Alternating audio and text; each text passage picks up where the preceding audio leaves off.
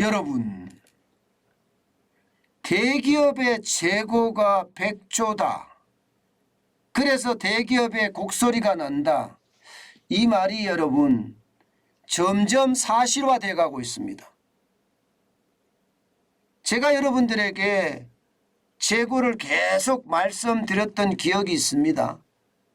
1분기만 하더라도 50조, 60조 못 미친다. 이렇게 이야기가 나왔는데 이제는요 2분기가 되니까 재고가 훨씬 더 늘어났습니다. 2분기 대기업 재고 자산액은요 98조 1471억입니다. 여러분 이거 어마어마한 겁니다. 여러분 보세요. 지금 그 어느 때보다 지금 빨리 늘어나잖아요. 작년 2020년 2분기만 하더라도 76조 3868억 원이었습니다. 그런데 지금 현재 2분기에는요 98조 1471억 원이에요. 그러면 적어도 말입니다 22조 원 정도가 차이가 나나요? 재고가 22조 원이 쌓여 있다는 거예요. 재고가. 여기에다가 말입니다 지금 빠진 곳 있잖아요. 포스코홀딩스하고 세아베스틸 지주하고 여기를 만약에 포함을 시키면요 이거 100조가 넘습니다. 100조가 넘습니다. 심각한 상황으로 갈 수 있다는 이야기가 되는 거예요. 정확히 말입니다 100조가 넘어서 지금 106조 원이 넘을 거다 이렇게 추산을 합니다. 106조 원이 넘을 거다. 그러면 100대 기업에 이게 제기업 대기업이잖아요. 100대 기업의 재고 자산이 106조가 넘는다는 사실, 이 사실 하나만 하더라도 여러분 저는 시장의 충격 어마어마하게 줄 거라고 생각을 해요. 시장의 충격이요. 오죽했으면 여러분 대기업 곡소리라는 단어를 썼겠습니까? 이게 대기업 곡소리 다음에는요 줄폐업입니다. 줄파산이에요. 줄파산. 대기업도 줄파산할 수 있다는 이야기가 지금 여기서 점점 현실화돼 가고 있다는 이야기입니다. 재고가 이렇게 늘어나니까 말입니다. 그나마 말입니다 2021년 3분기 4분기에는 좀 줄어 들어갔어요. 2022년 1분기까지는 89조니까 89조 4675억 원이니까. 그런데 2분기에는 98조 1471억 원이잖아요. 여기다가 포스코홀딩스와 세아베스틸 지주까지 합치면 106조에 106조. 그러면 시장에 대한 위기 진짜 심각하다는 거잖아요. 저는 이것을 보면서 저는 이렇게 읽습니다. 여러분. 결국 소비 비축이 심각하다 이렇게 봅니다. 소비 비축이. 그것도 말입니다. 대한민국의 소비 비축만이 아니라는 거예요. 왜냐하면 여러분도 알다시피 삼성전자, SK하이닉스, 현대자동차, 기아자동차 이런 기업들은 어떻습니까? 이런 기업들은 세계적인 기업이잖아요. 세계에다가 판매하는 기업들입니다. 여기에 재고가 쌓인다는 것은 세계적으로도 소비가 위축이 되고 있고 국내에도 소비가 위축이 되고 있다는 이야기예요. 그러니까 재고가 증가하는 거고요. 이렇게 재고가 증가하잖아요. 그러면 기업들 투자할까요? 투자 못합니다. 생산도 위축이 되고 투자도 감소가 될 수밖에 없습니다. 안 그래도 원자재가 너무 많이 올라서 대기업들도 힘겨워하거든요. 그래서 영업이익이 계속 줄어들고 있습니다. 그런데 재고마저 이렇게까지 늘어나면 중소기업도 빚 때문에 죽어난다 하지만 대기업도 결국은 말입니다.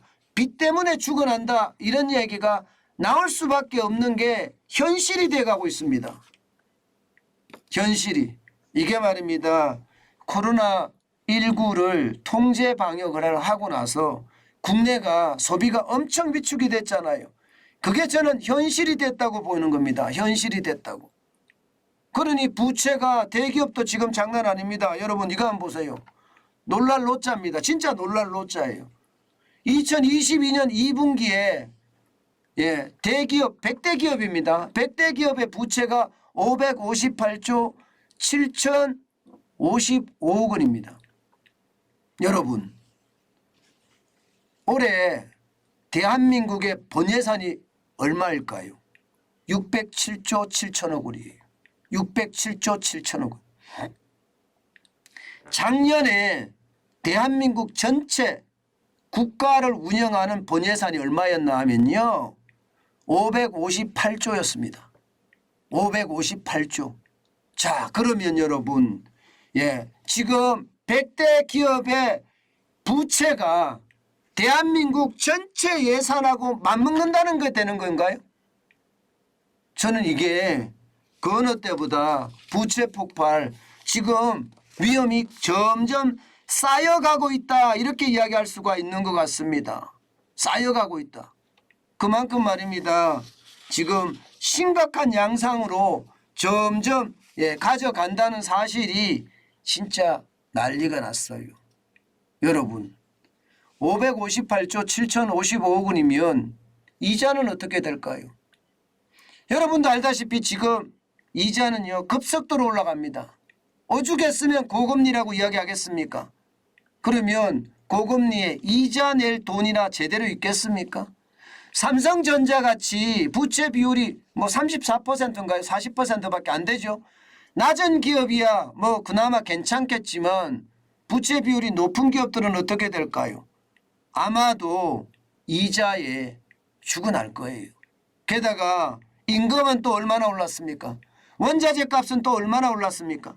결국 말입니다. 100대 기업 중에도 한계 기업으로, 다시 말해서 좀비 기업, 벌어서 영업이익을 내서 원금이나 이자를 못 갚는 기업도 나올 거라는 게 지금 정경련의 분석입니다. 그만큼 말입니다. 이대로 가면 결국 말입니다. 주요 대기업들도 좀비 기업으로 전락한다. 한계 기업으로 전락한다. 이런 얘기가 되는 겁니다.